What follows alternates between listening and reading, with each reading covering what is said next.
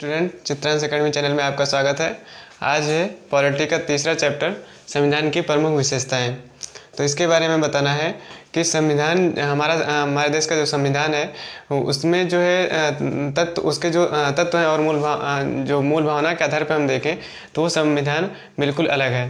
क्योंकि हमारे देश का संविधान जो है वो बहुत सारे देशों से ले करके बनाया गया है। तो संविधान में बहुत सारे संशोधन भी किए गए हैं। तो कुछ प्रमुख संशोधन है, जैसे कि 42वां संशोधन है उसमें, और 44 नंबर संशोधन है। तो 42 नंबर संशोधन को हम इसलिए उसमें बहुत सारे चेंजेस किए गए, बहुत सारे बदलाव किए गए हैं, इसलिए उसको मिनी कॉन्स्टिट्यूशन भी कहा जाता है। तो इसी तरीके से बहुत सारे संशोधन किए गए हैं। 7वां नंबर संशोधन इम्पॉर्टेंट है, और 42वें नंबर, 44वें नंबर संशोधन है, 76 नंबर संशोधन है। ये सभी संशोधन जो है इम्पॉर्टेंट संशोधन है।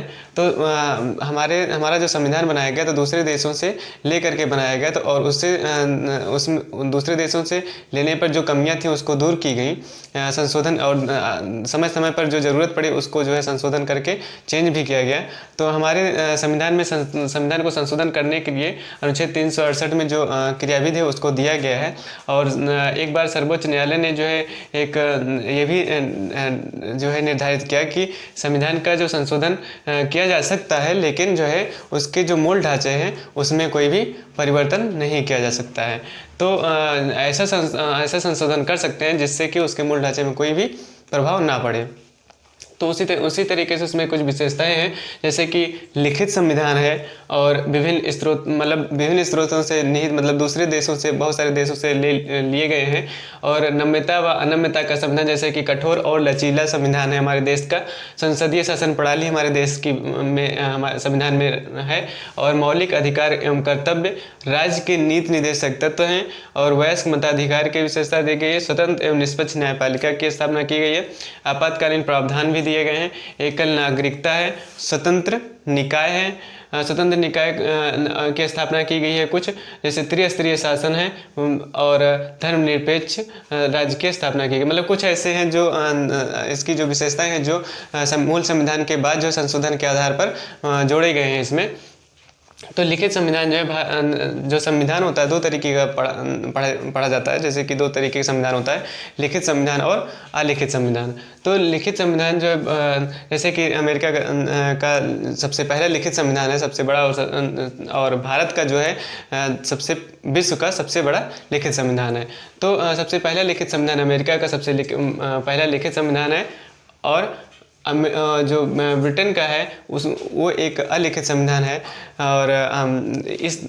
और इसके बाद जो है विभिन्न स्रोतों से निहित, मतलब उसके पहले हम जो लिखित संविधान के बारे में बताएं कि लिखित संविधान जो होता है वो हमारे देश का सबसे बड़ा लिखित संविधान है। क्योंकि हमारे संविधान में 395 अनुच्छेद हैं, और 20 भाग हैं, और 8 अनुसूचियाँ, मूल रूप से 8 अनुसूचियाँ थीं, जिसमें कि अब जो है संशोधन के आधार पर 465 अनुच्छेद और 12 अनुसूचियाँ हैं। उसके बाद अतः विभिन्न स्रोतों से निहित हैं। तो हमारे देश का जो संविधान है विभिन्न स्रोत, मतलब दूसरे देशों से हमारे संविधान में को लिया गया है।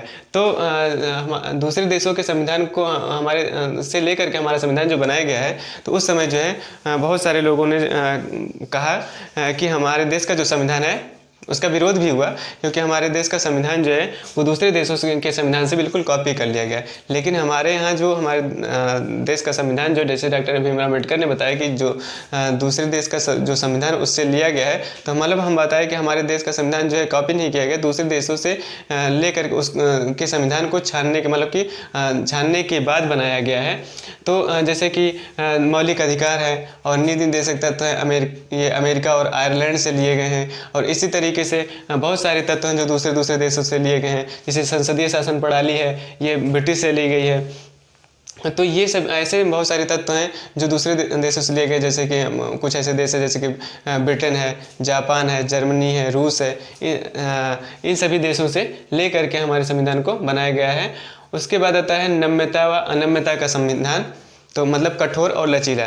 तो कठोर और लचीला दो तरीके के संविधान होते हैं। जैसे कि कठोर संविधान उस संविधान को हम बोलते हैं जिसमें कि कोई भी परिवर्तन करने के लिए एक विशेष बहुमत की ज़रूरत होती है उसको हम कठोर संविधान बोलते हैं। और लचीला संविधान वो होता है जिसमें परिवर्तन करने के लिए किसी विशेष बहुमत की ज़रूरत नहीं होती है, मतलब आम कानून संशोधन के तहत जो है उसको उसमें बदलाव किया जा सकता है, जैसे कि अमेरिका का संविधान है। लेकिन हमारे देश का संविधान जो है वो दोनों तरीके का है, दोनों का मिक्सचर है, कठोर और लचीला है, जिसमें कि उसमें दोनों कुछ ऐसे उपबंध हैं जिसको विशेष बहुमत के आधार पर जो है परिवर्तन कर सकते हैं, और कुछ ऐसे जो है उपबंध हैं जिसको विशेष बहुमत और 50% राज्यों के अनुमोदन के आधार पर ही परिवर्तन किया जा सकता है। और बाकी तो हमारे संविधान में अनुच्छेद 368 में जो है संविधान परिवर्तन की कार्रवाई के बारे में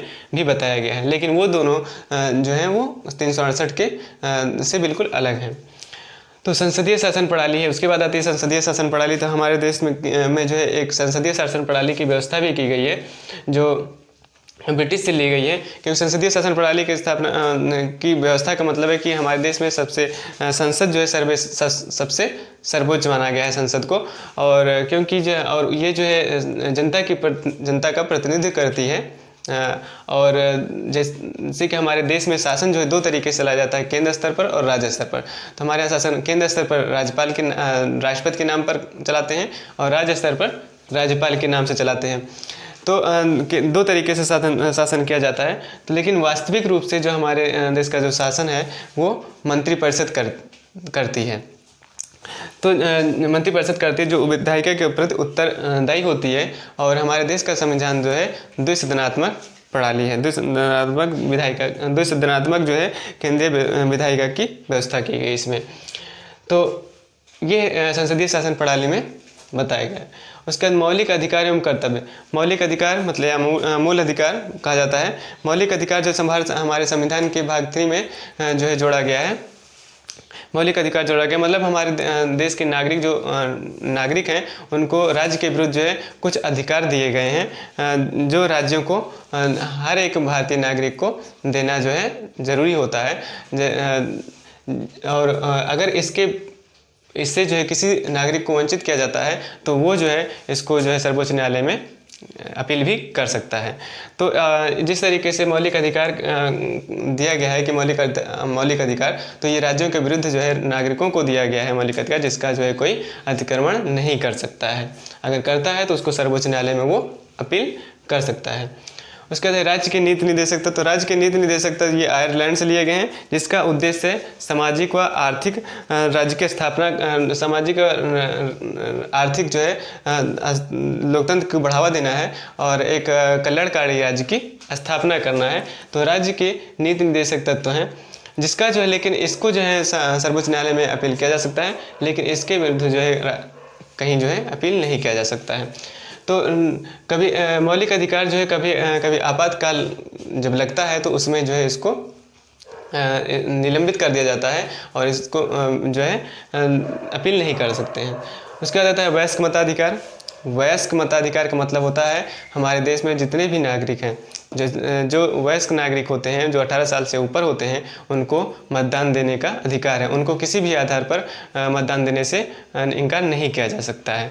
तो वयस्क मताधिकार का मतलब ये है। उसके बाद है स्वतंत्र और निष्पक्ष न्यायपालिका। तो संविधान बनाते समय जो है हमारे यहाँ एक स्वतंत्र और निष्पक्ष न्यायपालिका की भी स्थापना की गई है। स्वतंत्र और निष्पक्ष न्यायपालिका के आधार पर हम बताते हैं कि स्वतंत्र और निष्पक्ष न्यायपालिका की स्थापना की गई। स्वतंत्र और निष्पक्ष न्यायपालिका का मतलब है कि हमारे देश में जो न्यायपालिका है वो स्वतंत्र है पूर्ण रूप से, वो किसी कार्यपालिका पे आधारित नहीं है, मतलब किसी कार्यपालिका के दबाव में कार्य नहीं करते, जिसकी वजह से वो जो है राज्य सरकार या फिर केंद्र सरकार के बीच में कोई अगर विवाद हो जाता है तो वो जो है उसके बीच में निष्पक्ष रूप से जो है न्याय कर सकती है।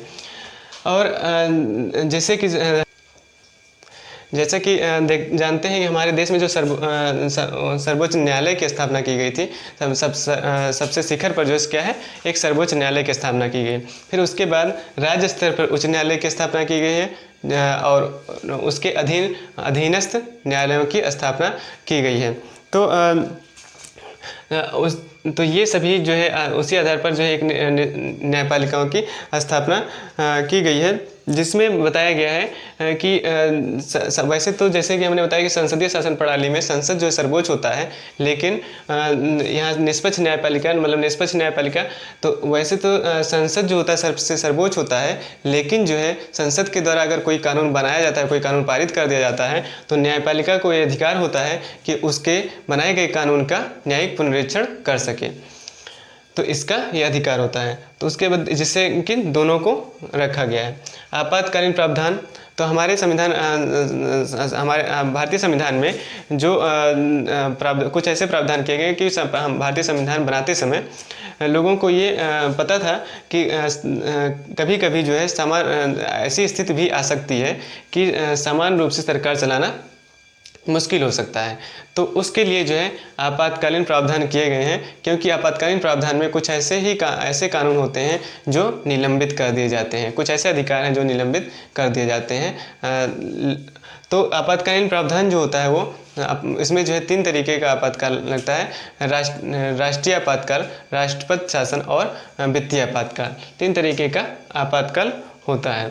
उसके बाद आता है एकल नागरिकता। एकल नागरिकता का मतलब है हमारे देश में जिस तरीके से हम देखते हैं कि हमारे देश में जो है 2 तरीके का शासन होता है, केंद्र स्तर पर, राज्य स्तर पर। तो जैसे कि अमेरिका में है कि अमेरिकी संविधान में है कि राज्य स्तर पर और केंद्र स्तर पर 2 तरीके का शासन होता है। तो 2 तरीके के लोगों का जो वहाँ के नागरिक हैं वहाँ, तो नागरिकों को वहाँ के केंद्र स्तर पर और राज्य स्तर पर 2 तरीके की नागरिकता दी जाती है। लेकिन भारत में ऐसा कोई प्रावधान नहीं है। भारत में हर एक नागरिक जो है भारतीय नागरिक होता है और उसमें जो है वो सभी को एकल नागरिक मतलब एक ही नागरिकता दी जाती है। तो एकल नागरिकता इसलिए जो है एकल नागरिकता का प्रावधान किया गया है।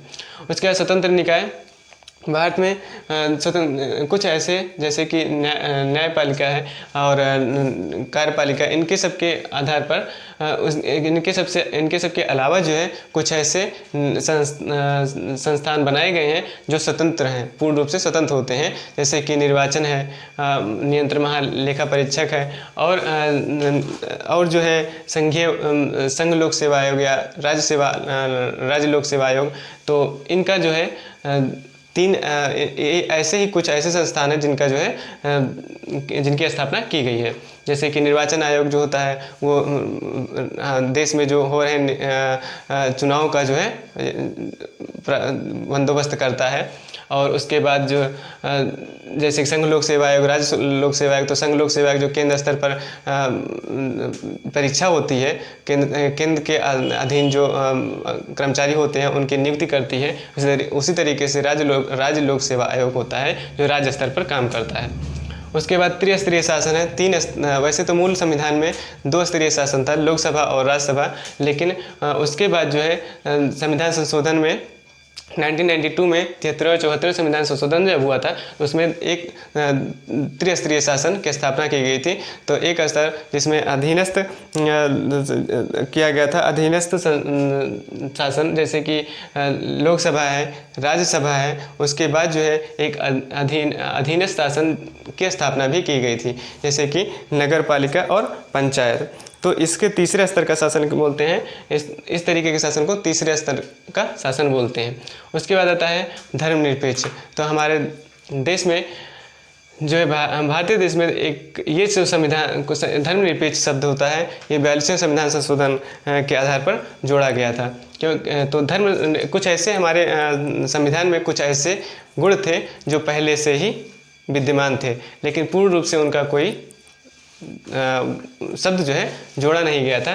तो कुछ ऐसे गुण जो पहले से विद्यमान थे हमारे कानून में, उनको 42वें संविधान संशोधन में जोड़ दिया गया। जैसे कि उसमें से एक है धर्मनिरपेक्ष। तो धर्मनिरपेक्ष जो होता है, भारत में किसी भी धर्म को, किसी भी भारतीय नागरिक को धर्म के आधार पर अलग नहीं किया जा सकता, या फिर किसी भी पद पर, या फिर कोई कोई भी जो सरकार की योजना होती है उससे रिलेटेड किसी भी आधार पर किसी भी धर्म के आधार पर जो है वंचित नहीं किया जा सकता है।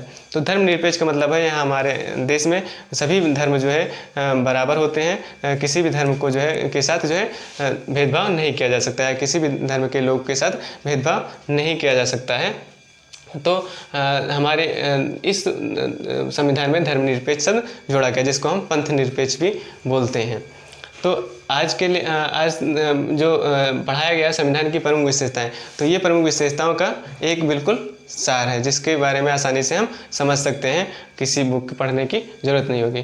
तो ये हमारे जो पढ़ाया गया, इसमें से आपको कैसा लगा इसके बारे में हमें बताएं, कमेंट करें और हमारे इस वीडियो को लाइक करें और शेयर करें। Thank you.